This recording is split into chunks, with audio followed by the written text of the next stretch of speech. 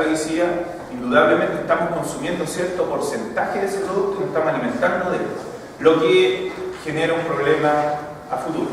¿Ya? Muchos plaguicidas son directamente tóxicos a las personas que los aplican. Las personas que aplican plaguicidas, si no cuentan con las normas de seguridad mínimas para poder aplicarlos, pueden sufrir daños colaterales con la aplicación de plaguicidas. ¿Ya? Entonces hay un tema ahí importante. Durante el proceso de aplicación se liberan muchos contaminantes. Al fabricar un plaguicida se libera mucho producto contaminante al medio ambiente y al entorno donde se desarrollan estos plaguicidas. Si decimos que los plaguicidas, los fertilizantes, provienen en su mayoría del petróleo, apuntamos a que se utiliza mucha energía y mucho gasto económico para producir un plaguicida, ya que se utiliza lo más caro que hay en el planeta, que es el combustible, que es el petróleo, para realizar estos productos. Y a los organismos en donde van aplicados estos plaguicidas, los insectos, ellos van generando constantemente este cambio evolutivo. Los insectos tienen ciclos de vida muy rápidos. Un individuo puede dar origen a mil individuos nuevos y en tasas de tiempo muy cortas. Entonces, evolucionan mucho más rápido que nosotros.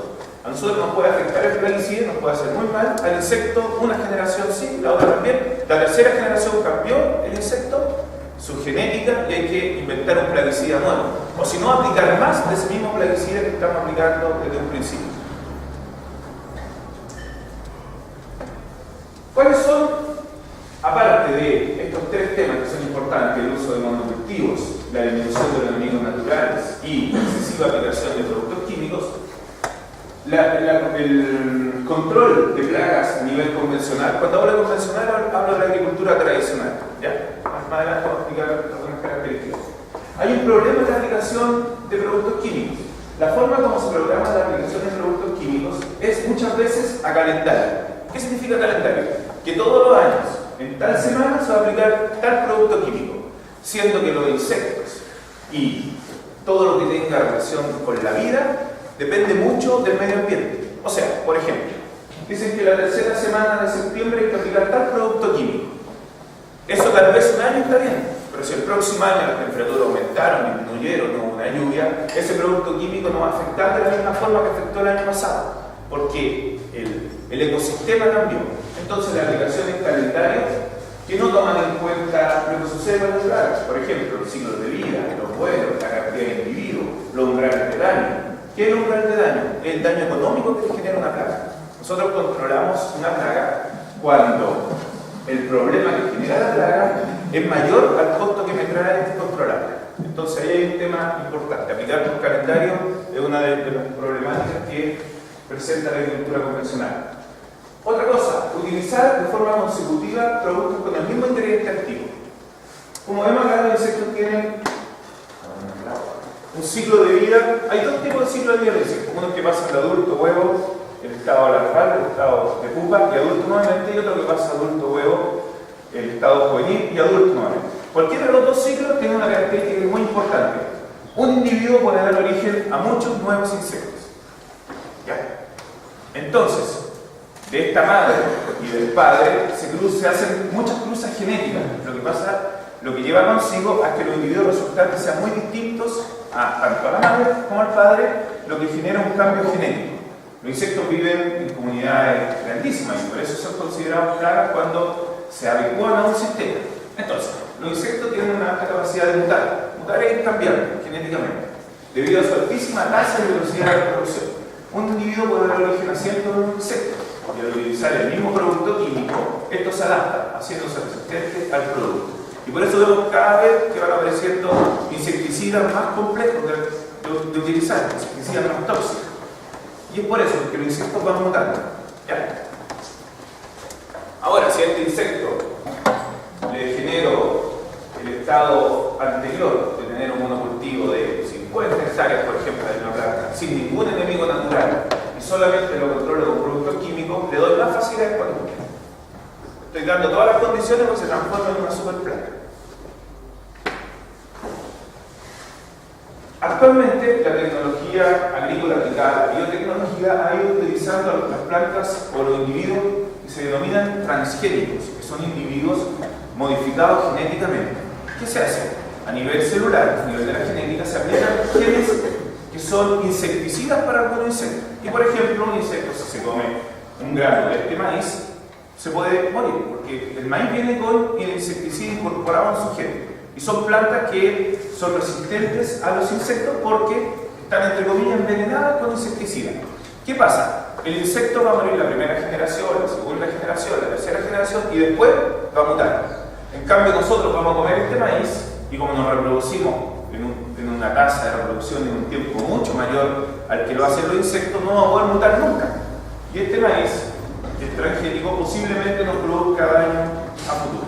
Y un poco la controversia que hay en que los que apoyan la ingeniería genética, que utiliza el producto de los transgénicos como base, que dicen que sí, con un maíz que es transgénico, que genera una toxina para combatir algún insecto, se disminuye el uso de plaguicidas, y eso es verdad, se ocupan menos plaguicidas. Pero, ¿quién nos dice lo que puede pasar a futuro si nosotros consumimos constantemente este producto que está con una toxina hecha para eliminar insectos? Y ese es un poco el debate que existe actualmente. Como dato, acá en Chile se producen semillas transgénicas y consumimos transgénicos diariamente. Entonces hay un tema importante, algo que está pasando ahora. Y a nivel de todo el mundo. ¿Qué alternativas existen para el manejo de las plagas, de los insectos transformados en plagas que no sean el uso de productos químicos como única forma de control? El control de plagas de forma natural es posible utilizar mediante muchas cosas: el uso de plantas, trampas, enemigos naturales, incorporación de cultivos y otros elementos que a veces consideramos poco útiles. La mayoría de estos elementos están en las casas de los agricultores y en el campo y en sus propias casas. Entonces ya vamos a ver qué se puede hacer para controlar estos insectos de forma más natural, sin generar los problemas que vimos anteriormente. Para controlar un insecto tengo tres opciones. Puedo trabajar de forma preventiva, que es evitar que el insecto ingrese o la plaga ingrese de forma de control, que se basa en la reducción de las poblaciones o simplemente no actuar, sobre todo en aquellos problemas que no generan daño económico.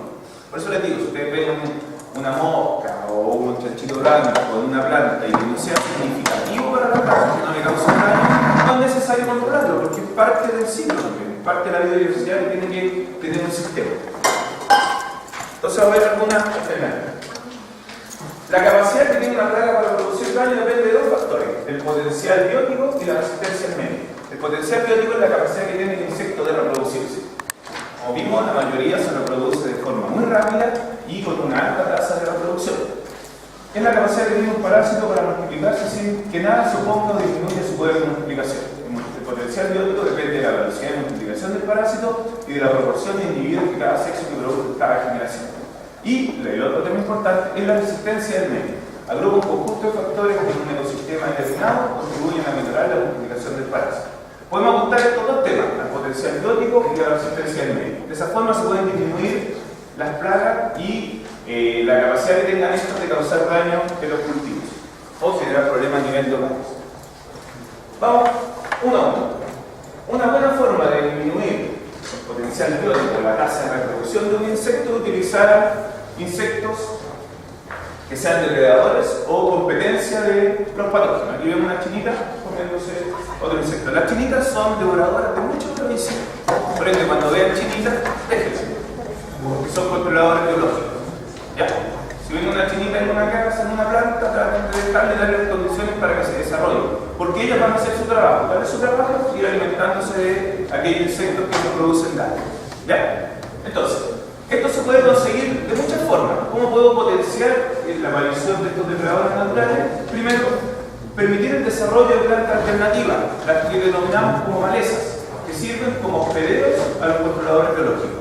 Si nosotros tenemos un huerto con un solo tipo de planta, sin maleza, y esta chinita, por ejemplo, necesita dentro de su ciclo de vida parasitar alguna maleza, si no la tiene, la chinita no se va a poder desarrollar. En cambio, este insecto que vive solamente de ese cultivo sí se va a poder desarrollar. Y sin la chinita crece en magnitud inmensa. Después, no aplicar productos químicos de forma excesiva. Nadie dice que no aplicar, pero hay que saber el momento justo y la cantidad adecuada y la forma correcta. Cuando nos basamos solamente en la aplicación de productos químicos, generamos un desequilibrio. ¿Ya? Y por último, mantener plantas con un adecuado estado nutritivo. en base a abono, no solamente con el uso de fertilizantes. Plantas sanas se protegen mejor de los insectos y de plagas que nos puedan atraer enfermedades, como nosotros. Si comemos bien, nos podemos defender de mejor forma de cualquier patógeno que esté presente. Si comemos de forma desequilibrada, nos alimentamos solamente de un grupo de alimentos, no nos vamos a poder defender de las plagas o de los patógenos que nos pueden atacar a nosotros. Lo mismo con las plantas. Entonces el uso de abonos, humus, compost, después viene una presentación de compost que es bastante útil porque la planta va a ser mucho más equilibrada si solamente aplico algún fertilizante químico. Otro tema que es bastante importante y en el cual se han hecho un par de muestras tiene que ver con los biopreparados. Los biopreparados son productos que se originan a base de plantas. Las plantas en su estado natural tienen la capacidad de alejar a algunos insectos, ya sea por sus olores, por generar toxinas. Entonces se han ido estudiando estas plantas y se han elaborado productos a base de estas plantas. Y voy a mostrar algunos productos que se pueden hacer de forma casera para controlar algunos de los insectos que nosotros tenemos a nivel de casa y a nivel de empresa agrícola. Se pueden hacer de distintas formas: purines, maceraciones, infusiones, decocciones, extracto de agua fría. Casi lo mismo que se trabaja a nivel de la cocina, trabaja a nivel de cocina, se puede hacer. La idea es preparar una planta que presenta dentro de sus características resistencia a alguna plaga y transformarla en un producto para eliminar o disminuir, mejor dicho, la cantidad de individuos que afectan el sistema productivo. Vamos a mostrar algo. Agidol, un nombre alternativo que se le da a un producto que está a base de diente de ajo, ají picante, alcohol, aceite mineral de cocina, barra de jabón, de cualquier jabón y de litros de agua. Aparecen las concentraciones. ¿Cómo se prepara? Se muelen o machacan los ajos con el ají, se ponen en un litro de agua con el alcohol por 3 días. A los 3 días se mezcla jabón y el aceite en un litro de agua. El ajo con el ají, el agua y el alcohol se cuelan y se mezclan con la mezcla de jabón, aceite y agua. Se agregan 8 litros de agua restante y está listo para usar. Forma de aplicación y recomendación: aplicar cada 5 días en la tarde o en días sin sol. Importante, no se pueden guardar. ¿Ya? ¿Qué controla? Pulgones, mosca blanca, no estabiliza.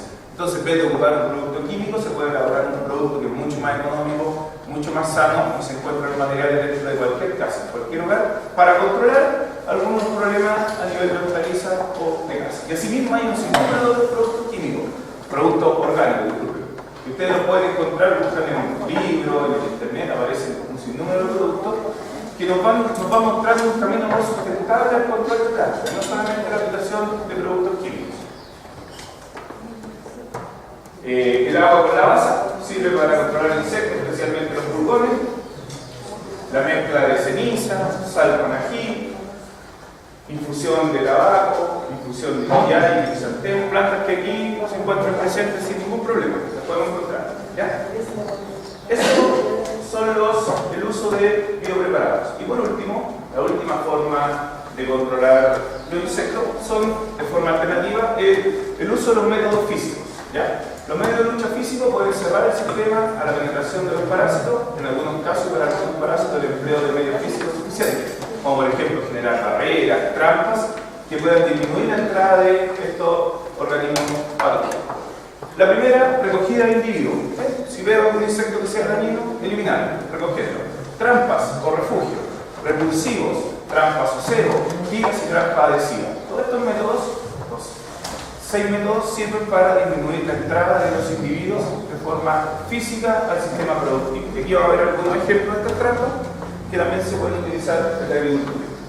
Por ejemplo, el plástico de color amarillo genera una atracción de un tipo de insectos, los pulgones principalmente, y la mosquita.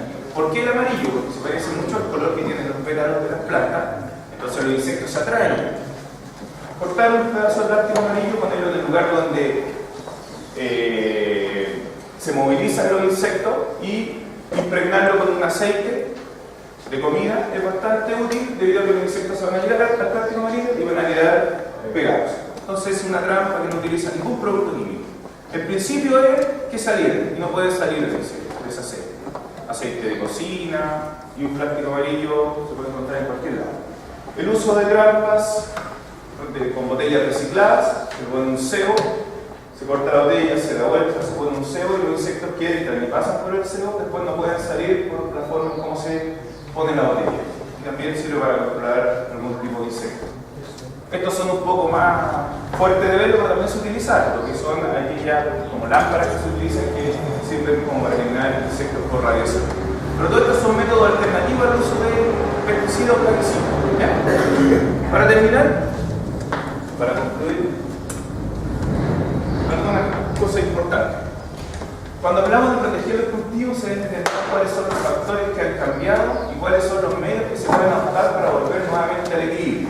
O sea, si nosotros queremos proteger un cultivo desde el punto de vista orgánico, no podemos pensar en solamente aplicar un biopreparado, hacer trampas, si tenemos monocultivo. Porque la cantidad de insectos que se van a desarrollar en ese monocultivo es muy superior a la capacidad que tienen estos productos de disminuir. Entonces hay que generar un cambio más allá de esto. Esto significa que no se deben dar un problema concreto. O sea, no hay que pensar solamente en la plaga, sino hay que pensar en cómo se desarrolla esta plaga, la flora, la fauna, los microorganismos, el clima que están presentes. Y para eso se necesita principalmente un cambio de mentalidad que permita abordar los problemas desde otro punto de vista, que permita conocer no solamente el problema, sino que la razón por la cual se originan los problemas. Y en el fondo se trata de diseñar sistemas de gestión sostenible, cosas que se mantengan en el tiempo, algo que pueda generar un desarrollo por sí solo. Y los monocultivos se alejan un poco de esta lógica. Esa es la presentación, ojalá les haya gustado. Si hay alguna pregunta que quieran hacer, ningún problema en responderla. Sí. En la parte de la anterior, ¿Ya? de la trampa, ¿De las trampas? además de nuestra batalla, ¿qué es SEO? El cebo puede ser cualquier. Azúcar es súper útil para los insectos que se alimentan de savia. Los insectos que se alimentan de savia son los que pinchan las plantas. Si tú quieres controlar insectos como por ejemplo las moscas que se alimentan de material de descomposición, hay que poner algún alimento en descomposición. Para la vida sirve mucho la carne. Hay que conocer muy bien la conducta del insecto y lo que él prefiere como alimento y generar de esa forma el cebo para que este insecto llegue. Eso sería como una forma. Por eso, para cualquier trampa, lo primero es conocer el insecto.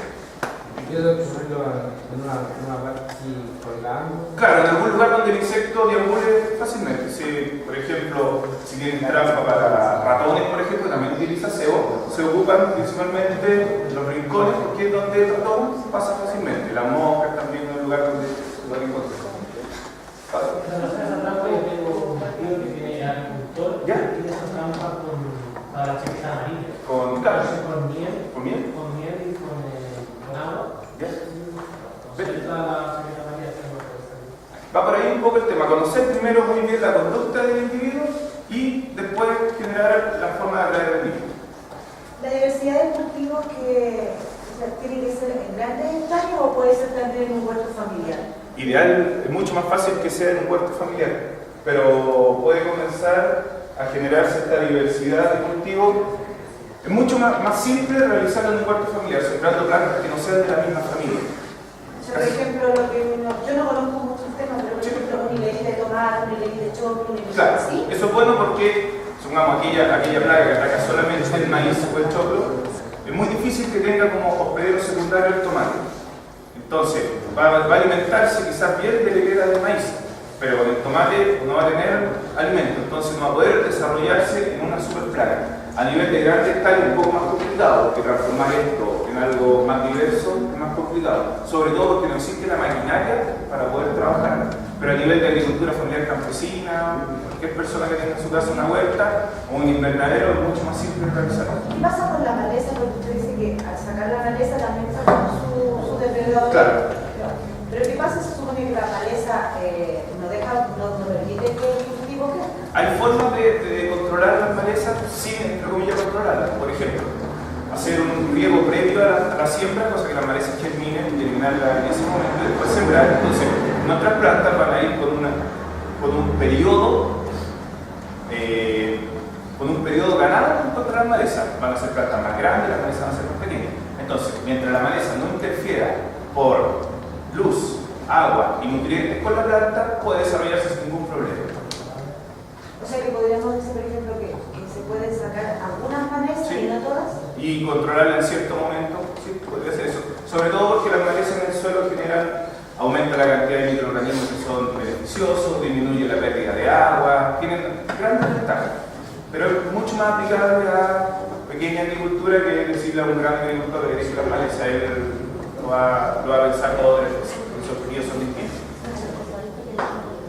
¿Alguna otra cosa? Sí. Sabe que yo tengo un jardín chiquito ¿Ya? y siempre estoy pendiente de sacar el pasto, lo saco hasta el último pasto. Ya. Ahora no lo voy a hacer. O si lo saca, que es el mismo pasto, déjelo sobre la hilera, alrededor de la planta, cosa que se descomponga y se transforma en materia orgánica para la misma planta. Porque todo se transforma, la materia una planta cualquiera, por ejemplo, se descompone, se transforma en tierra y la misma planta que viene saliendo después se alimenta. Por eso sobreviven los bosques, las selvas, van sobreviviendo porque se van regenerando, se van transformando. La aplicación de guano, el humus, el cobre, para generar plantas más sanas, son más resistentes. Y otra consulta es, ¿cómo hacer si uno compra, supóngase, una receta en un vivero? ¿Ya? Le dice el caballero que le vende a uno la receta. Compra un poquito de lluvia para que crezca más rápido. Claro. ¿Es factible o no? Sí, va a crecer más rápido, pero esa planta va a crecer más rápido, pero va a ser más desequilibrada, porque la urea tiene solamente nitrógeno. Entonces, el nitrógeno genera ciertas características de la planta. Quizás sería mucho mejor que pusiera humus o compost, o algún abono orgánico, bueno, descompuesto. La urea sí sirve, pero ponerle en demasía genera ¿Como plantas una cosa desequilibradas. química desechable? Claro. Pero la urea es química. La urea es químico, claro. Lo otro es natural. Lo otro es natural. Profesor, Diga.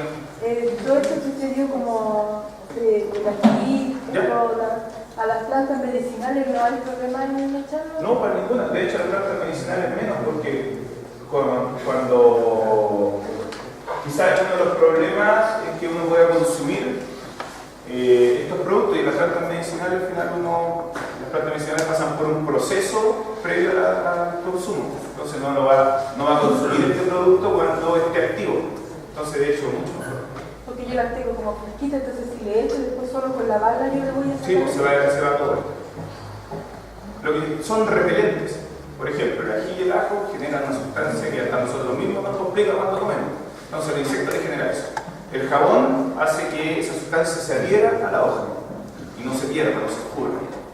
Y el aceite hace lo mismo, que se quede pegado. Fuera pura agua pasaría. Eso es un poco el tema. Eso es un ingrediente. ¿Se podría hacer con jabón natural? Sí, ¿Hay gente que jabón. está haciendo jabón natural? Así Ahí que dice Popeye, Grico, el jabón. Porque la idea es que genere adhesividad con respecto a la hoja, que se pegue. Eso sería. Listo, muchas gracias.